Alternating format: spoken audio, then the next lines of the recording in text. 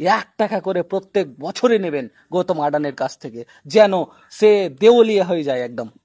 হুম এই জন্য শুধুমাত্র গৌতম আডানির জন্য কিংবা আপনার সমালোচনা করছে বলে আপনি কিন্তু সেই জমির বার্ষিক হিসেব যেটা নিচ্ছেন সেটা কিন্তু কমাবেন না। এরা সমালোচনা করে আপনার সমালোচনা করবেই।